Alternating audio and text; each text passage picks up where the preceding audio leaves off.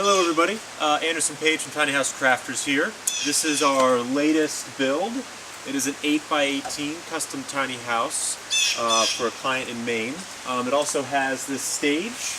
He is a musician. We'll be traveling with this throughout the next couple summers. We are almost done with the outside, so I wanted to give you the tour and show you some of the features we have with the exterior, and then we'll give you a little bit of the layout on the inside. First, for the fun part, is this fold-down stage that we're incorporated into it. It's 14 feet long and 7 feet wide. It comes down off the pulleys, like so. So whenever he gets to where he is playing, he releases it off the pulleys, and he has an instant stage to perform on. Some of the siding features that we have are, on the bottom is a blue imperial rib metal roof. We have cedar tongue and groove, and then stained cedar for the trim. Up above, where there's no siding, there will be shingles, and what you see there is something called a cedar breather, which is a rain screen product which provides some air ventilation between the siding and the plywood to increase the longevity of the whole structure. The top band is a custom piece of cedar with peg holes into it, so our client can screw in certain doodads and instruments into it during shows. Lights, fog machines, and whatnot. We have plugs all over, and there'll be exterior lights on the corners, as you see. Let's go around to the other side. Now we're on the back side of the house. You can see, we haven't sided this yet, so you can see the cedar breather and the trim exposed. Underneath here will be fresh water tanks. He'll have about 30 gallons to use. That will last him about a week on the road, which is a nice feature. Outside electric box, some water inlet and electric inlet. On this side you can see the 3 bands of siding that will be here. We have the metal on the bottom and the tongue and groove in the middle. And then we have yet to add the shingles. So why don't we go take a look on the inside. Welcome to the inside of the house. It's going to be spray foamed in the next day or two, so all the utilities and framing are all done. Up here is where the kitchen's going to be. We'll have an L kitchen with a fridge, a sink, and a cooktop. Up here is a 2x2 operable skylight, which lets in a lot of good light, and we'll have some good ventilation. Over in this corner is going to be a wet bath with a compost toilet. It's 5x3 with a shower up there. Over here we're going to have a floor-to-ceiling closet system for clothes and some kitchenware and general things like that. Right here is going to be the bar top, where it's kind of the main sitting area. And then under here, one of our favorite features will be a sliding bed / couch that will roll all the way out to sleep and then push all the way back in to act as a couch. Anyways, check our website out, tinyhousecrafters.com. We build anything custom, tiny or otherwise, so drop us a line, see what you want, and thanks for visiting, and we will certainly keep you guys updated as the build progresses. Thanks.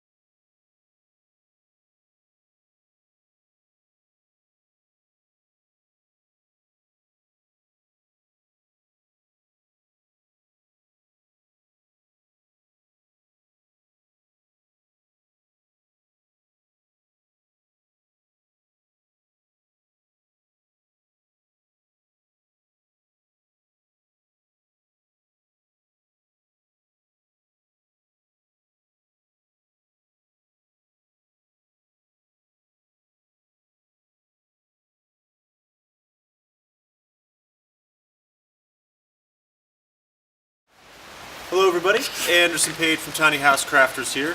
We just finished up our latest build, the Whirly House, for our client in Elliott, Maine.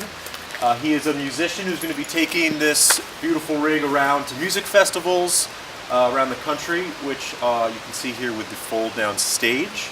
Before we get to that, I wanted to explain a little bit what's going on with some of the design details on the exterior and also some of the utility things. So we did 3 different types of siding. As you can see, we did the blue corrugated metal on the bottom, which wraps around the whole house. There's cedar tongue and groove, and then cedar shakes. All the trim is stained cedar, and then we have a lot going on back here. The water heater vent, the propane fridge vent, propane tank storage is under here, 2 20-pound tanks. And then in these doors there are the water tanks. There's 2 25-gallon tanks, one for fresh water, and then the other one over here is for the gray water to discharge. I want to give a little breakdown of the kind of utility section back here. So you first need to turn off the propane. So remove the regulator. We remove each tank. And now we have to remove the shed. It's advisable for you to grab an assistant or hire someone off Craigslist or ask your grandmother. So we grab the handles and be a little bit careful of the top, and it slides on out. Lift it up, move it to the side. This gives us access to the 2 door sections. These doors are connected by 4 screws. 4. Remove 1 door. And 4. So that gives us access to the whole system underneath here. A little bit of what's going on. This is the water intake, so that's connected to this valve up here, so that fills the tank. This goes to the house, so that's where the pump's connected to. And then the PVC contraption is the overflow. So if you fill it up and you forget about it, which everyone does, it will spill out the bottom instead of explode in here. And the gray water system is more or less the same. We have the drainage come down in the top. The sink is over there, and that's the shower. And we're using these HEPFO dry P-traps that are designed for RVs. Do not use them in your house if it's connected to a septic or the sewer, but if it's just for gray water, these things are really, really great. But then we have the overflow, again for the gray water, and then under here is the way you drain it. We've connected just a standard garden hose with 2 valves. So let's talk about the stage wall. The stage consists of 2 7x6 panels on a 11-foot hinge that was custom welded for us with these aluminum frames and cedar decking. They are lifted up by these pulley systems and rope, supported by 6 of these legs. Another fun feature of this is along the top, we've made this custom pegboard with 3/8 threaded holes, so our client can hang lights, fog machines, bubble machines. There's a ton of plugs, there's 2 lights, sliding glass door, access to the inside office. And that is the stage. Let's go take a peek on the inside. Come on, let's take a look inside.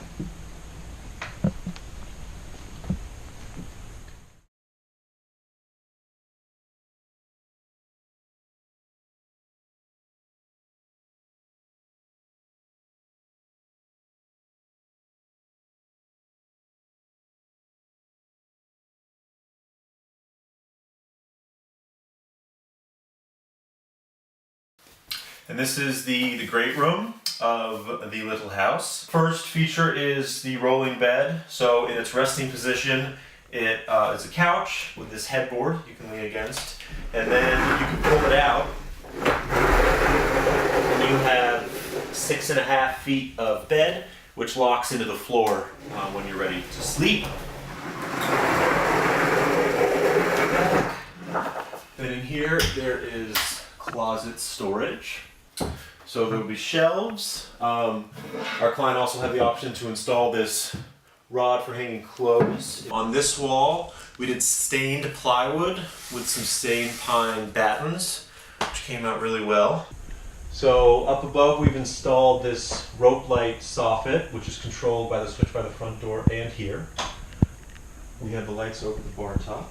So this is bar top. There'll be 2 to 3 stools under here. We have a leaf extension that comes up. Over here by the bar top, there is some more storage. There are 3 nice big drawers. 3 more adjustable shelves. Then coming into the kitchen, we have the kitchen light.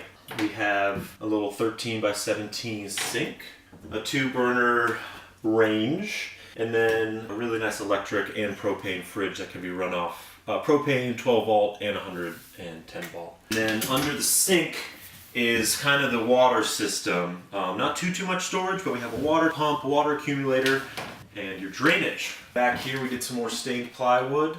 The walls are 1/4 inch plywood that are painted white. Above here we have a nice 2x2 skylight that opens up for venting. Let's come take a peek in the bathroom. So the bathroom is a wet bath. We did the corrugated metal sides, and everything else is cedar. Cedar ceiling, cedar on the back wall.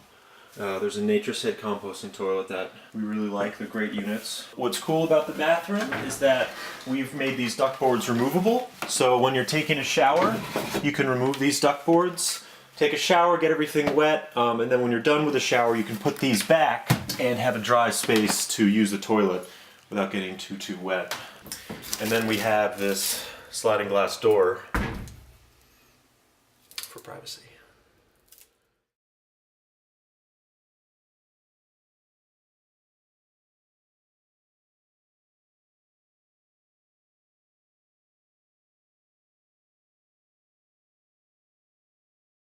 Thanks so much for taking the tour with us. Please visit us online, tinyhousecrafters.com, for more information and to see our other models.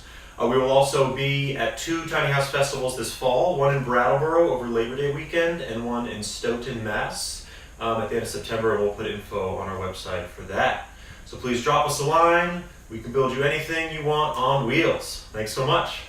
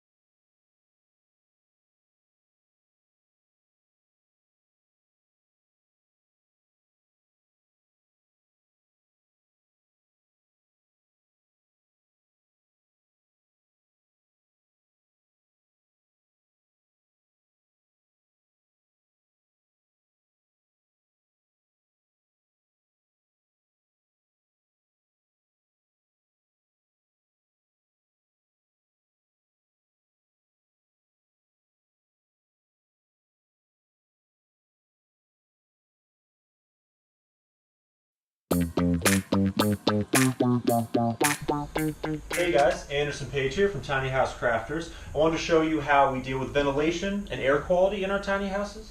We start with one of the most important pieces of technology we put in our houses, and that's an ERV. The hole you see there with that corresponding plug underneath is for our ERV. ERV stands for Energy Recovery Ventilator, and it balances the air in the house, brings in fresh air, takes out your humid, nasty air while maintaining the same temperature. Really, really recommend for all tiny houses. Secondly, we then put some ventilation for certain points in the house. So we have a hood vent that goes above our range. Stoves in houses create a lot of steam, a lot of smells. You don't want your house to smell like hamburger meat for 3 days. So we highly recommend a hood vent above your range. And thirdly, we put a fan in the bathroom. The bathroom is one of the more dangerous places in a tiny house because of the humidity that it puts out during showers.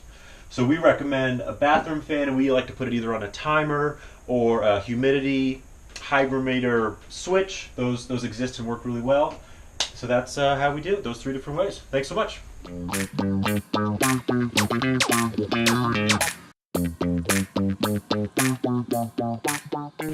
Anderson Page from Tiny House Crafters here. How's it going? Gorgeous Thursday here in Vermont. I want to take a quick second to show you guys the electric system input for our tiny houses. This has been a little bit of a process and a little bit of R&D, but I think we've kind of come to a solution that we really like, that we think looks really good and functions really well.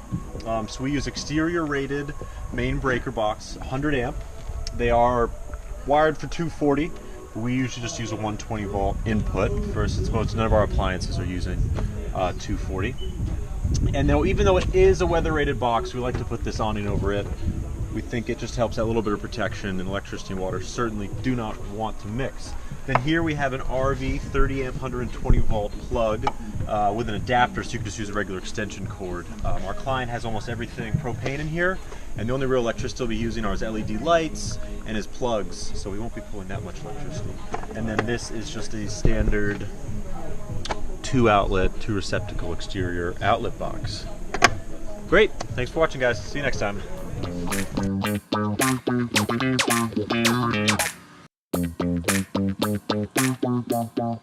Hey everybody, Anderson Page from Tiny House Crafters here. This is another utility video. I want to show our water intake and explain a little bit of our water systems. We put our water intake as a standard garden hose connection underneath our trailers. This way our client has the ability to skirt their tiny house and bring the water from underneath, which will prevent, or at least help prevent, freezing. Some tiny houses have a garden hose hookup on the outside, and I would highly recommend not doing that. In terms of our general water system, we all use PEX. We use the Uponor ProPEX expansion system. We think that works really well and goes super fast and is perfect for tiny house applications. Please let us know if you have any questions or comments on any of this. Thanks so much for watching.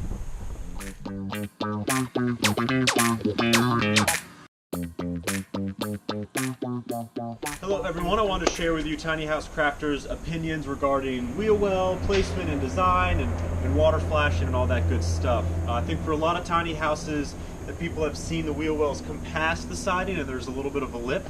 This does increase living space on the inside, but it also creates a perfect surface for water to sit and slowly creep behind your siding and sheathing and so forth. So this is how we have our trailer manufacturer build our trailers. So the framing is flush with the outside of the wheel wells, then it goes the sheathing and then the siding. And this is the wheel well on the inside. You might notice that it does look a little bit beefier than other tiny houses. That's 2 reasons. One is because it's brought in like we showed you on the outside. Another reason is because we screw the subfloor right to the trailer, which means our subfloor is 3.5 inches lower than some other tiny houses, which makes the wheel well higher in the house. So this is about 10 inches tall, and it comes from the framing, it's about 9 inches in the house, which does limit that space in between the wheel wells. That is certainly a decision you need to make for yourself, and that we let our clients make, and we go from there.